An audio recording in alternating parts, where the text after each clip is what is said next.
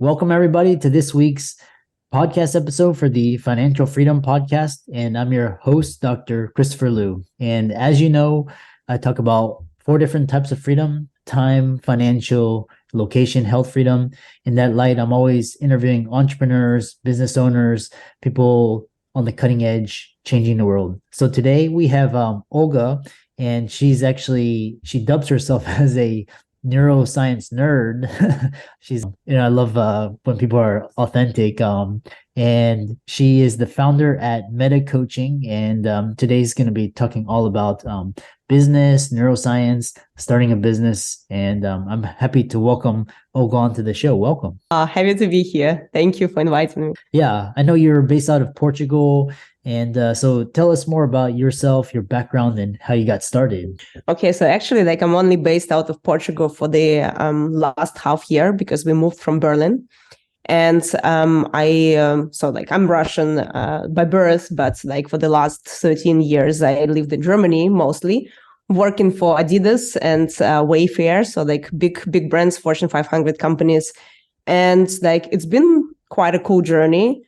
Until it wasn't, I started to get really strong anxiety attacks.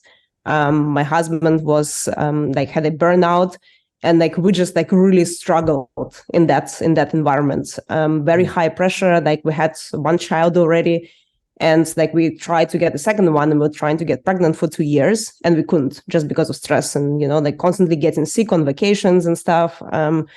So yeah, we kind of were looking for a way out, or actually I was not even looking for a way out. It just happened for me because after a certain business trip, I came back and I picked up my little one from the daycare, and she was basically punching me in the face and saying that home is shit and she doesn't want to go home. And that for me was okay, I want to walk out of this space, but I have no freaking idea what else I can do. So that was the start of the journey. A lot of because with COVID, a lot of people are burned out, and mental health is huge. And so so it's quite an interesting journey. Tell us more about, for example, so you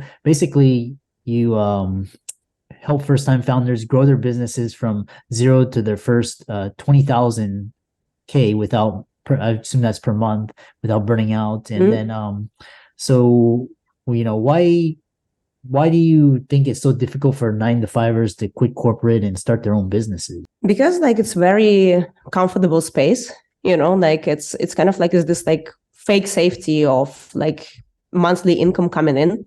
So people are used to it. It's the comfort zone, right? And and if we and it's kind of nothing's gone wrong, right? Because we always talk about the fact that the brain, the human brain, is a survival brain, right? Was never designed to make us happy. It was designed to for survival. So it's basically, if you never had a business before, if you just always worked in 9-to-5, and imagine in your family as well, right? It's kind of this part of the brain, right? On the side, our hippocampus, it's basically a giant database, right? Of all the experiences we had to date, right? So when we're trying to make a step out, right? It's something new. We haven't done this before. So our hippocampus on the back end kind of trying to match the new action to some old actions we did, right? And if it doesn't find the match, our brain perceives as something dangerous. So it basically tries to sabotage us in all possible ways. And we know it might be uncomfortable to be where we are. It might be taking a toll on our well-being and our mental health, right? But it is known, and known means safe, right? It's like a toddler who doesn't want to change the shit diaper because they're used to sitting in the shit, that's familiar. Something new is I'd rather not go there.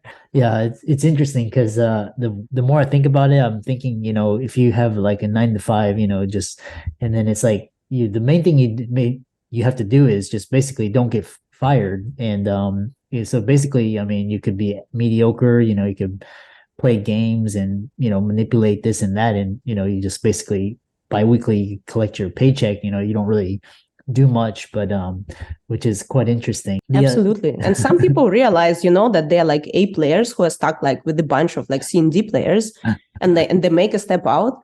And some people like me, for example, they go in dark places, right? And get this super severe anxiety attacks and start doubting themselves, whether like we're actually, adequate, whether we are good, because like we're proposing all these ideas, right? And like people look at us like, oh no, that's never gonna work. Oh no, this is gonna take like 5 years, like, and nothing is moving, and like nobody actually takes responsibility for like company losing money or whatever. And you think like you're crazy because like you see all these things and you constantly bring them up, right? It's amazing. It's just I was talking to my wife the other night, and we were just talking, to basically people that stay in corporate are even, usually they have, it's like you said, the A players, they kind of leave or they don't stay around because it's just, but what the other thing is, so people are interested in entrepreneurship. And then, so what do you think, like, for example, how do you find the purpose-driven business idea meaningful, profitable? Yeah, so like we have like different methodologies, right, of finding this out. But like to be completely honest, like, so it takes like a bit of time to take it out of people, but everybody already has an idea. Everybody already dreams of something, but doesn't consider it to be worthy of, like, or they think that they will never make money with that, right?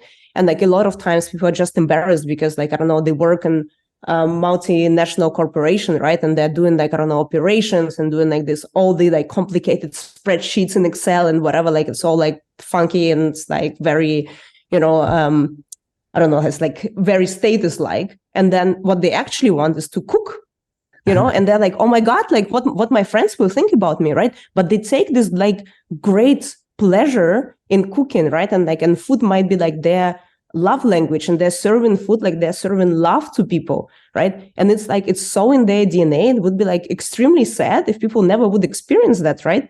But people like just not allowing themselves to believe that they can monetize it because they have like a lot of this, like a bunch of limiting beliefs in their head. It's like, oh, but if I'm a cook, then like I have to work 24/7 because that's how it works in hospitality, and stuff like this. So that's kind of like, usually the biggest part is just removing these limiting beliefs and like separating the decision making in different stages. It's like, okay, like first things first, like what do you want, right? And we use like, for example, like we adapted Ikigai. I don't know if you heard about Ikigai. So like as a system to like just to get closer to what this like business idea is, right? And like put all things together, all your passions, what you care for in the world, like what you want to solve, what makes you angry, actually, like when you look around yourself, what like it all drives you nuts and you like constantly like want to talk about it. Like what are some things that you do every day that you would be doing anyways, but now people can also pay you money for that, right? So like those things, but generally it's just like giving people allowance to first say what is it that they want. And then already like the next stage is, instead of rationalizing it away and saying like, oh no, it's never going to work, actually starts like using your brain, like your logical brain, in the ways like, okay, what could be all the ways to make it work? Like all the ways right now. So that's basically the process. So like people first have to say, what do they want? And then we help together, like, especially like if we do it in a group, that's like mastermind. So it's many individuals, right? And we can all throw different angles and see like, okay, what are all the ways to really monetize this idea? Yeah. And it's interesting because, these are skills that you can read about them, but you have to go out in the real world and build these skills. And you talk about the most important skills for first-time entrepreneurs. Can you highlight it and elaborate on what skills they need to develop or start developing? So the first and only skill they need in the beginning is sales, basically, because like people think like, especially, like, I mean, people who come from corporations, right? That like sometimes multi-billion corporations, like, of course they have everything set up, like they have agencies working for them, like beautiful websites, like whatever, e-commerce sites, like whatever that is, right? Like it's all there, all the systems are in place. But when you're just starting out, especially if you're a solopreneur, you don't need nothing basically, except for like having some sort of offer. Like what do you have? Like some sort of product or some sort of service that you're offering to people, right? And like being able to like actually come up with an offer and like offer it to real life people, right? Like test it first on like real humans, because like they gonna take money out of their purse, right? And like give you cash. So like just being able to like put yourself out there and talk to actual humans, right? And tell them like, I am here, I have this product or service, right? Like, do you want to engage with me? Do you want to buy from me? Because I can help you with the, like a problem that you have, right? Like by solving it, like through my product or through my service. And like, if people are not like, and a lot of times it's like, it's such a scary skill for people, right? Because like people think that like sales is something evil. It's like looking at people as ATMs and like withdrawing cash from them, like, which is so not true, because like sales can be done from service, from so much desire to help other people, right? And that's why we call it like purpose-driven business, because a lot of times this business ideas, they come through like from living through some experience that was real shit for us, right? And we have a lot of empathy actually for people who are going through the same stuff right now as we were going like some steps behind. And we are here like when we don't even need to be like, I don't know, well-known experts, but we just need to be a couple of steps ahead of someone to give them the hand, right? And bring them on our level right now. So, but being able to like just engage and train and like, and get no's a bunch of times, like actually, like I always think that's like, if you try to sell something to people and you get no's, it's the most valuable answer you can get, because there is so much information if you really like take time to analyze why the hell did you get a no, right? So you can become better over time. But it's the only skill that people really need in the beginning, like as the first stage. Like a bit later, that changes, right? Because you need systems and everything on the back end, so you don't run yourself into burnout, like by being an entrepreneur now instead of working in corporate. But yes, in the beginning, that's just what I believe is the only thing they need. Sales and ability, especially marketing and just basically getting out there, getting in front of people, customers, having an offer, valuable offer. This is really, I think it's marketing, sales, and innovation. I think that was Peter Drucker. Yes. Yeah. And also like this very, very fast feedback loops, like just like go test, like quickly, like take information from real humans, take it back, reiterate, like think like, okay, maybe it's not even the offer, maybe it's the way you talk about it, right? Talk about it in a different way, see what happens. Like do like quick loops, like 3 days, like 5 days, bring it back, reiterate, and again, until you hit the point. Because like I also believe it makes no sense to, for example, invest in ads, like if you haven't nailed it down like organically, because then you're just gonna like spend a lot of money and no return on investment. That doesn't make any sense. Yeah, and then it's in contrast to the corporate, because corporate they don't if you fail, you're fired. And in entrepreneurship, it's like the faster you fail, the closer you get to the product market fit. And so I love this. And really you have so many tools to allow you to try things much faster, which brings us to the question, because you we started out with this idea of neuroscience, and you have this neuroscience-based framework to manage stress as a first-time founder, because people get just burned out. And tell us, elaborate. Okay. So like it's basically it's called Energy Leadership Framework, and it comes from like our coaching school that's we graduated with, like with my husband. It's called IPEC. And like the energy leadership is basically like 7 different levels of energy, and like the first 2 levels are associated with stress, right? And it's called like catabolic levels of energy. And basically like the process of catabolism, like biochemically, is the process when our brain perceives like outside stimuli as stressful, right, as a threat. Like it releases a bunch of hormones in our system. So it releases like adrenaline, noradrenaline, cortisol, right? Like all the nasty hormones in there. And like what they basically do, like if we really simplify, they start like breaking down the cells in our body to release the energy, right? So like, I don't know, back in the day, we would have this energy to run from the tiger, so like we would need this boost, right? So we would need to break down the cells. And it's like our nervous system, it is perfectly designed for short-term stress. There is no problem for that. But if it continues over time, right, and we like keep breaking down the cells without like restoring them, then of course we go into burnout, right? And the first 2 levels of an energy, they're usually associated. So like level 1 is associated with fear and all the like fear-related emotions, right? So anything which can be like self-doubt, overwhelm, grief, I don't know, like all those like emotions which like make us feel like we want to hide out and we want to go kind of like in a cave, right? And it can be like very serving for us, because sometimes we need to take time to kind of like hibernate and rest, right? And if it is intentional, if we're very aware of that, it can be very helpful. But it stops being helpful when we just procrastinate and we don't move out of that space, right? Like we just like stay in self-doubt, when we stay in fear, when we stay in this perspective like of being a victim to the circumstances around us.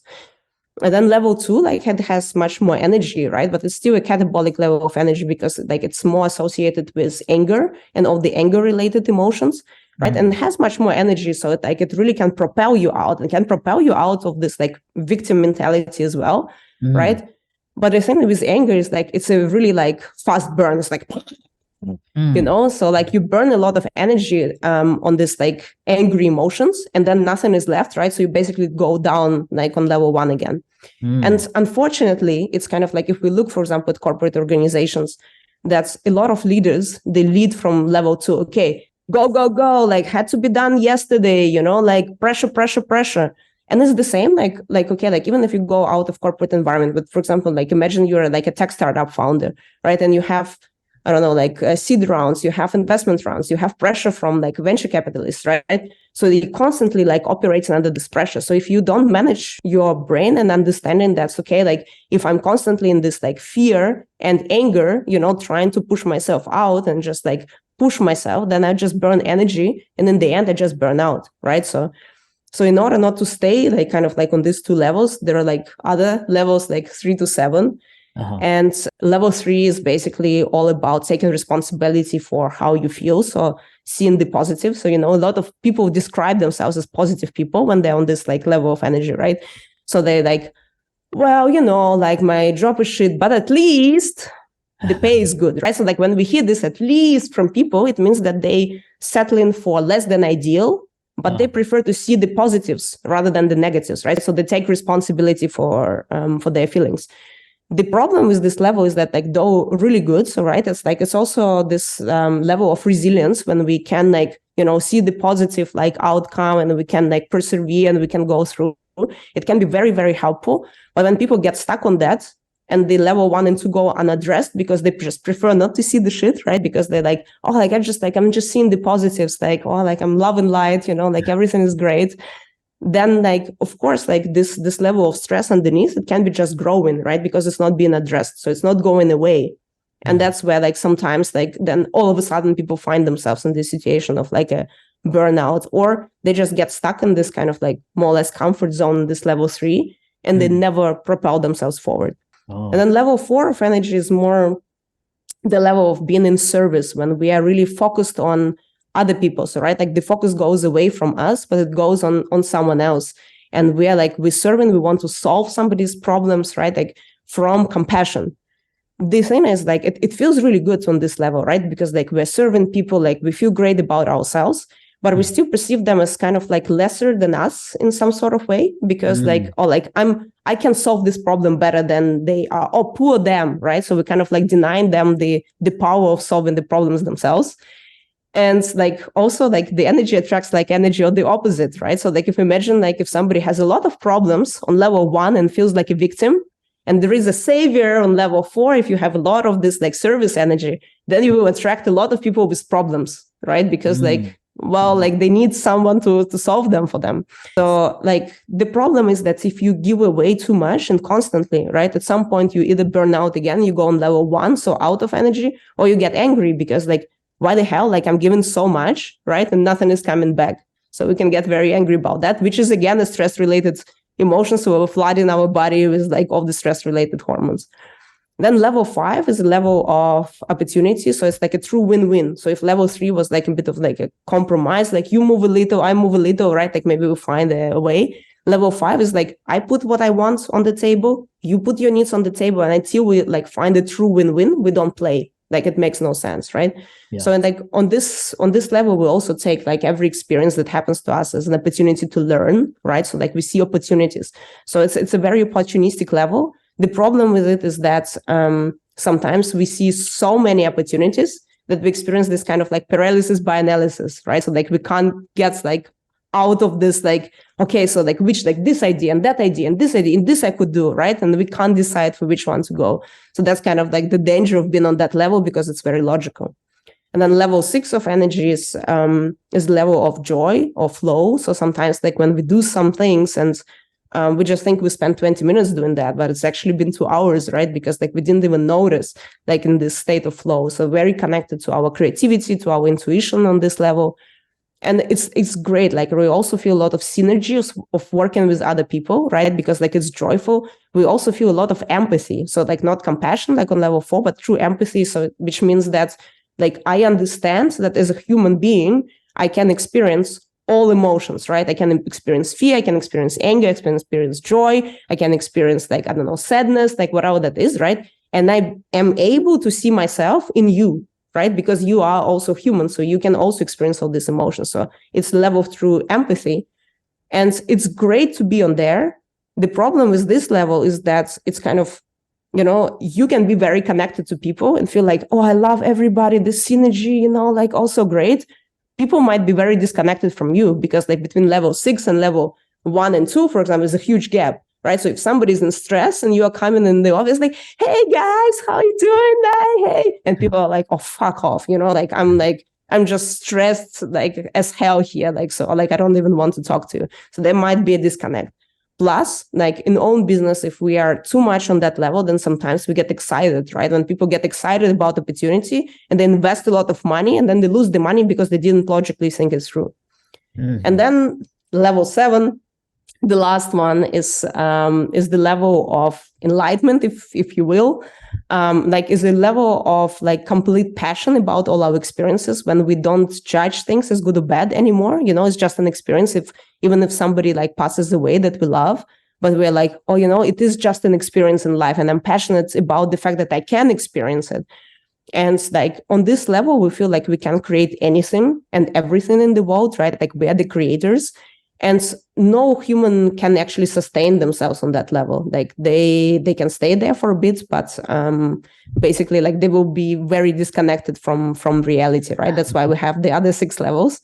But the thing is also, it's I don't know, like some people like in spirituality, they call it like the higher self. Like I prefer the scientific explanation, like we have the prefrontal cortex here, like in the front of our head, right? And it's this ability of observing ourselves, being the observer of oneself, right? And seeing what is happening to us. And from this level, being able to choose what is serving us the most. Because sometimes, like in our journey, level 2 can be very serving, right? Because we can get angry, we can establish better boundaries, we can be assertive, right? But when we are in control of this level, not when the anger is in control of us, right? And we're like just screaming around. So like it's really this ability to choose what level of energy is serving us the most at that point of time, right? And we basically like kind of like go through these levels with people, like we explain them the framework, right? And we like look at situations from different angles. And we always say that for entrepreneurship, the combination of level 5, 6, and 4. So like this opportunistic thinking, right, or creative thinking, like this ability to be enjoy, to find pleasure in what you do, right, to find synergy in working with other people, plus service mentality is probably the 3 main levels you want to be in more consistently than on others, right? And like consciously like pull yourself out of stress reaction on those ones to operate at your highest potential, basically, not to like kind of like use your own biochemistry to support yourself, right? Not to flood your system with like stress related hormones, but with the feel good hormones, like with your serotonin, like cytokine, I don't know, like with those ones, right? Really interesting. And for doctors and a lot of high income professionals, they range the gamut. I think most of them are usually 1 to level 5, maybe 6 or 7. It's kind of rare, but something flavor for everybody. So very interesting. And how can people contact you, visit your website, follow you on social media?